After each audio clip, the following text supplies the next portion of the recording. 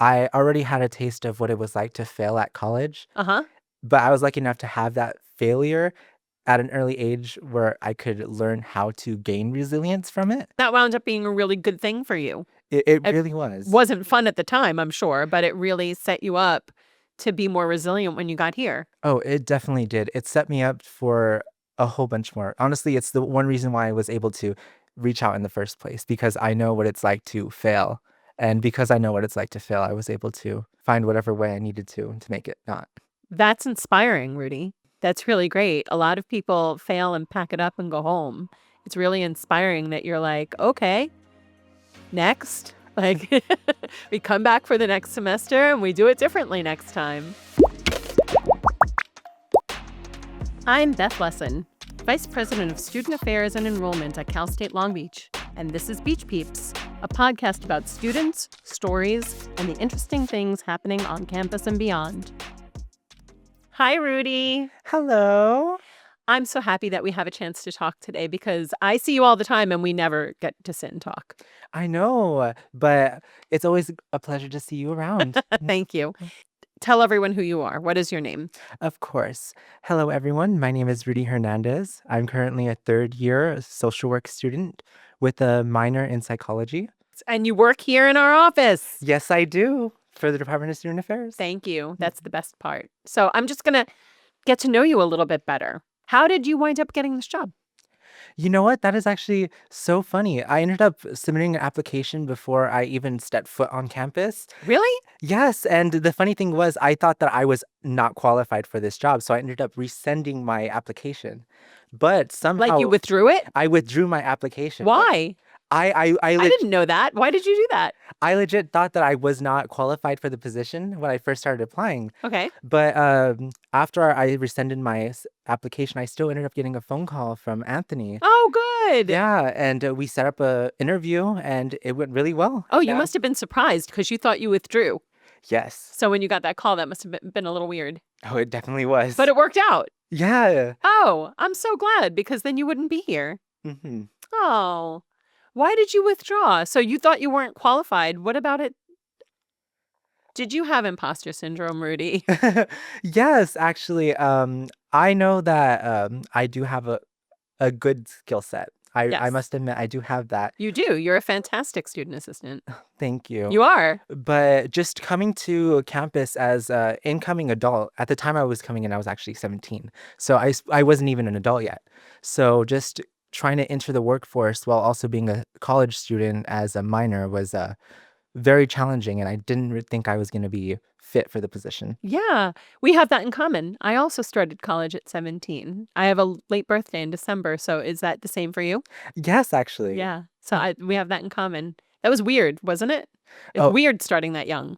it definitely is. And sometimes it's easy to feel like you're kind of falling behind because not only is it intellectually, but maturity-wise, you may see differences. Yeah. And it's kind of a culture shock, especially coming from a small town like Bakersfield. Is that where you're from? Yes, that's where I came from. So it was already a little intimidating to come to a bigger city.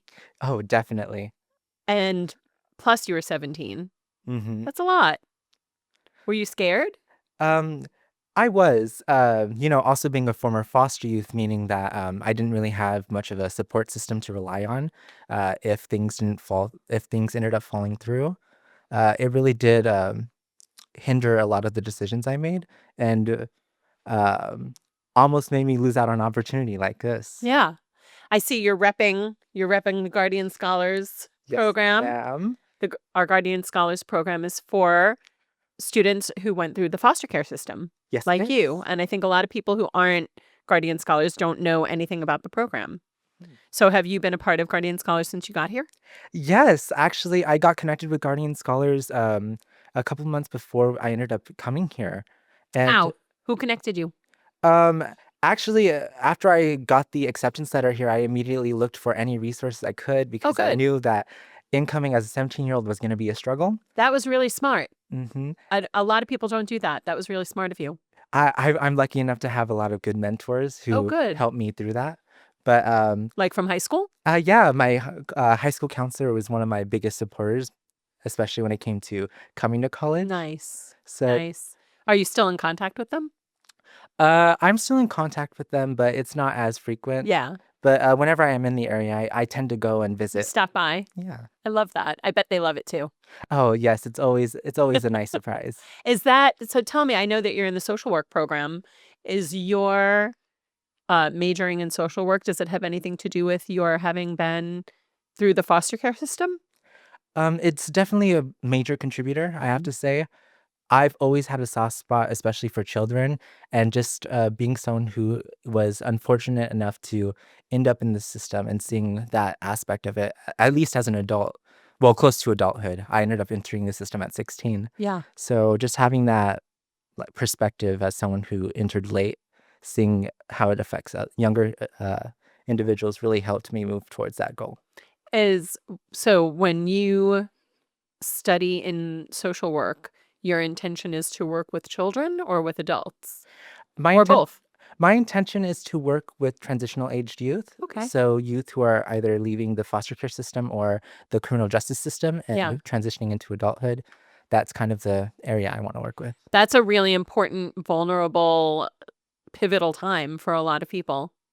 Oh, definitely. And we see it constantly where a lot of individuals who don't get that support or at those ages end up experiencing more homelessness and food insecurity and a lot more of these issues. Yeah, it's a really important time for a lot of people.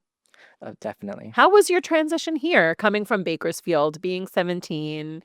Luckily you got a job before you even stepped foot on campus, which is very unusual. It was rocky, I must say. I came here originally not knowing what I needed because I was a dorming student. So I almost came here with nothing but just bedding. Yeah, So uh, that's real. A lot of people that's not unusual.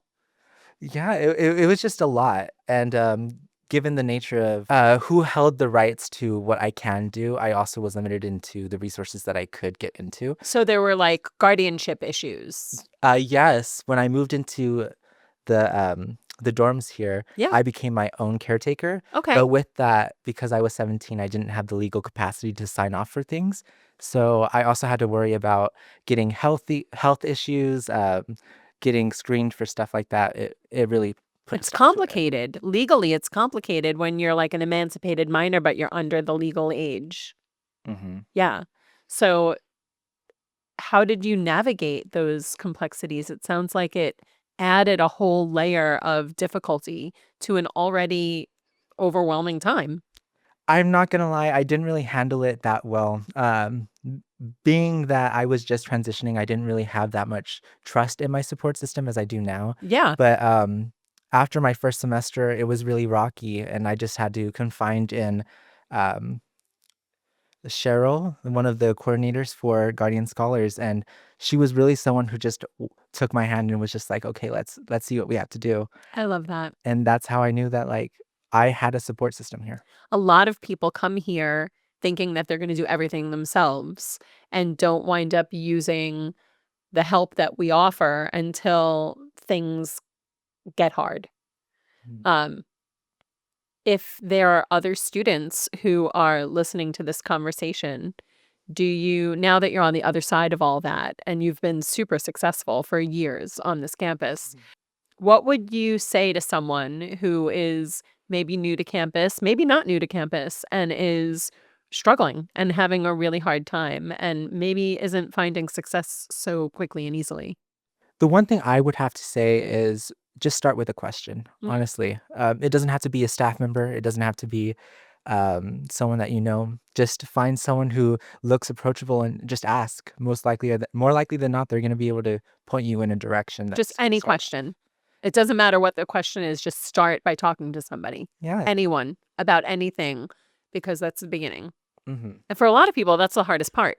I'm the type of person that would just wait until there's no other choice but to ask for help. And at that point, you'll do it, Yeah. but you'll really let it go pretty far before you get there. Yes, and that was something that I did run into an issue with going through my first year here. But then you reached out to Cheryl. Why Cheryl? I attended the weekly meetings that Guardian Scholars had hosted, and while I was attending those meetings, I was getting to know all these staff members, even though I wasn't talking directly to them, I was still learning about them, just being in those spaces. And just learning about them and becoming familiar was just enough for me to feel comfortable enough. So Guardian Scholars does like a weekly meeting, like just kind of a hangout, or do they share information at these meetings? They do both. They recently changed their schedule. I think it's like twice a month now, but they used to do basically weekly, one meeting on like Monday, and we'd just go in and they'll either have a workshop or we'll do a group activity together. What made you decide to go? I think it was definitely the fact that just coming here and not knowing anyone and not really knowing what to do, you want that community, you want Yeah. that connection, and it was just an easy way to do it because there was no strings attached to it. That was so smart that you did that, because a lot of people come here and just go to class and go home, and they don't do anything on campus outside of the classroom.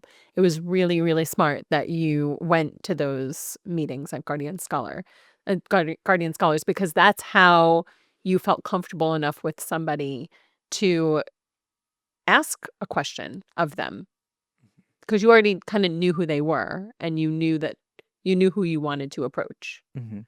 You craved community. You wanted to be a part of the campus. Yes, I mean, I've always been told these amazing stories of people going through their college Supposed to be experiences. the best years of your life, It's right? it's supposed to be. Yeah. You And in know, that first semester, it wasn't feeling that way, huh? it really wasn't. I was struggling, and luckily enough, my roommate was a good friend of mine, so he was one of my support systems going through that.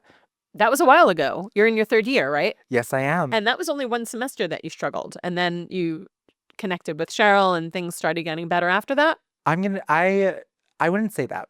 A lot of personal issues came about during my second semester. Really? Having to do with school or in your personal life? Just Or having both? just having to do with my personal life, which ended up taking away from school, Hmm. which made the semester a lot harder to come back from. That's real. A lot of people struggle with personal stuff that takes them away from school. Yeah, I ended up withdrawing from more than half of my classes and only completed about 5 units of the 12 units I signed up for. But you completed something Mhm. and you stayed. What made you decide to stick with it instead of just giving up? Because if it was that hard, a lot of people would just cut bait. They would leave. What made you say, "Okay, that sucked, but I'm going to come back and keep going"? This actually has to do with some of my high school experience. When I was a freshman, right during COVID, I ended up enrolling into the dual enrollment program. Yeah. And I was there for about 3 semesters and ended up flunking out of the program. I already had a taste of what it was like to fail at college, Uh-huh. but I was lucky enough to have that failure at an early enough stage that I could learn how to gain resilience from it. Oh, So that's something so that that wound up being a really good thing for you. it It really was. wasn't fun at the time, I'm sure, but it really set you up to be more resilient when you got here. Oh, it definitely did. It set me up for a whole bunch more. Honestly, it's the one reason why I was able to reach out in the first place because I know what it's like to fail. And because I know what it's like to fail, I was able to find whatever way I needed to make it not. That's inspiring, Rudy. That's really great. A lot of people fail and pack it up and go home. It's really inspiring that you're like, okay, next. Like, we come back for the next semester and we do it differently next time. You haven't been failing this year, and you No, didn't fail last year. no, I haven't. I've been maintaining about a 3.0 for every semester Amazing. since. Not that's not just not failing, that's doing really, really well. Mhm. What changed? I took a step back to see what were my strengths when it came to the classes I was taking. And I found out that I was one of the freshmen that made the unfortunate mistake of deciding that I can do 8 a.m.s when I could not. Oh. And Oh my God, I had one semester like that in college, and that did not work for me either. yeah, especially because it was a Calculus 1 course that I was taking and flunking at 8 a.m. Oh, I was not ready. not just 8 a.m., but calculus at 8 a.m. Unless you're really a STEM person, that's a tall order. It really was. And I came in originally as a math education major, so I thought that's what I was gonna do, but Nope. that really showed me that that was not my path. Hard pass. Hard pass. So you learned. You learned like, okay, no more calculus, no more 8 a.m. And I also learned that I worked better in hybrid or online asynchronous space Okay. where I'm able to do a lot more on my own. It just works better for me that way. That's great. Yeah, and because I do get priority registration as a former foster youth Yes. and part of Guardian Scholars, I was able to make my schedule whatever I wanted. So how early in the morning are you willing to come here? I Like, mean, what's your cutoff? for classes, Yes. the earliest I would do is probably maybe 9:30, 10 o'clock, Okay. really. 9:30, 10, your brain's ready for class. Yes. Okay, good. And have you ever taken an 8 a.m. class again since then? No, I have not. Yes. Have not taken an AM. I learned my Yes. lesson the first time. I love that for you. I love that for you. Yeah, you learned. You were like, this doesn't work for me. I'm not going to do it anymore. I'll do it differently and get a 3.0 instead. Yes. Brilliant. Brilliant. And that's what you've done for the past year and a half. Yes, and I'm still going strong and I hope to continue. There is no hope about it. You've unlocked your secret. So there's no hope. You've figured it out for yourself. That's really amazing. And you've asked for help. And do you continue to interact with Guardian Scholars? Are you still engaged with the program? I'm still engaged, though I've taken a step back as I've moved forward in the semesters. Caseloads get a lot harder as we move forward, and it's just been taking up a lot of time. Tell me So, about the social work program. oh Tell yes, me about what you're doing with social work. of course. Well, I just entered. I just finished my first semester of the program.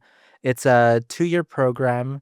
It's cohort style, so whoever we entered with, we're staying there for the whole 2 years. Oh, so there's your community again. You Yes. really have a chance to turn that cohort into a community. Oh, very much so. Yeah. And I was so blessed because my cohort I absolutely love. We've already started making these connections and Mm. we're hanging out outside of, classes, Oh, nice. and it's really becoming that community. Yeah, Really. that's a big deal.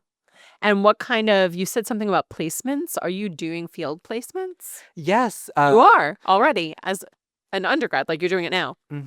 Starting next semester, I'm going to be placed for my practicum. So I'm going to be doing 1 8-hour shift a week. Nice. Where? Do you know where yet? Have they told you? Not yet. I'm still waiting for that, but I'm excited. This is going to be your first real, like, social work related work experience. Yes, it will be. And it's scary, but I'm excited for you. yes, it's exciting and it's hard to distinguish the two, but I'm excited. Is it exciting? Is it scary? It's okay to be both. It's okay to be both. A lot of the things that are exciting are also a little scary. All right, you're in your third year. You had a rough start. You totally bounced back. You're living your best life. You've got a great cohort. You're in the major that fits for you, that makes sense for you. You're excelling. You're about to start your field work and do real work as a social work student. What do students need to learn? Like, you're someone who's figured this out. Like, you figured out school. It didn't come naturally from the first second.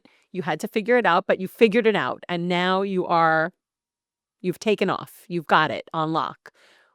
What do people need to learn about college in general or about this campus when they come here to follow in your footsteps, figure it out, and get on a great path for themselves? Honestly, I know that I've said this before, but community is everything, really. Community. Yeah. It's the one thing that if you can't keep yourself accountable, someone is going to be able to in that community. Make sure people know who you are. Yeah, as long as you're present, as long as you're there and you're willing to at least try, having community at all shows that you're trying. Yeah. And then there are people around you who aren't going to let you fall, or if you do stumble, they'll help pick you up. Yeah. Having those connections are really key. That's been enormous for you.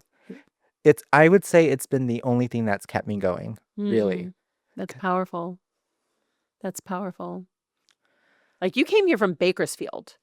That's not a big place. And this campus is 330 acres. It's a big place. It's a big city. It's a big campus. 42,000 students.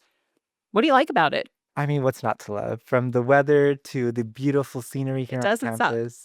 Like, come on, it's Yeah. hard. It's hard to hate this place, Right. I mean, it's beautiful. but the one thing I did have to say when I first came here that was a breath of fresh air was the diversity that I seen here. Yeah. Coming from Bakersfield, it's Hispanic dominant. So there's a lot of people that look like me, but I didn't really get exposed to a lot of other cultures outside of that, or a lot of Mhm. other, branches of Yeah. cultures. And just being able to sit here and talk with people of all different walks of life Yeah. has been monumental to just like experience. It's perspective broadening, right? Like it really changes the way you think about the world. It does. Yeah. It broke a lot of the limits that I put on my own imagination. Really. It really did. That's powerful too. What's something about the campus you don't love?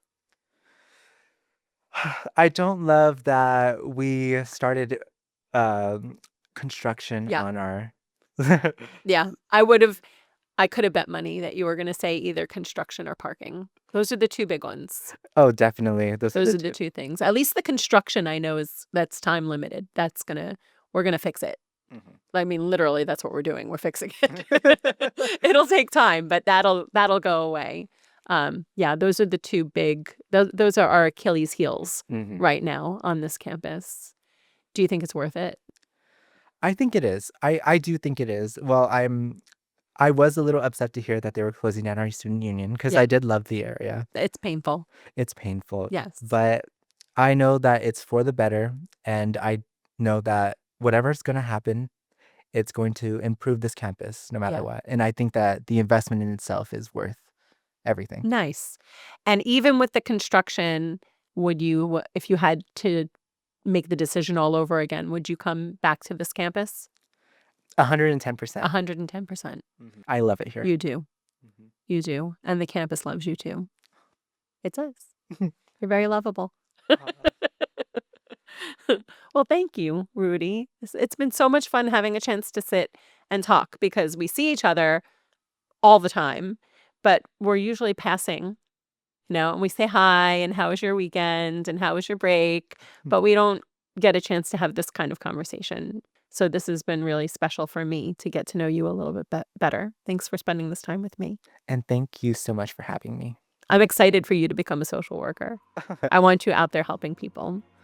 Well, I hope I can help as many people as I can. I know you will. You have a very good heart. Thank you.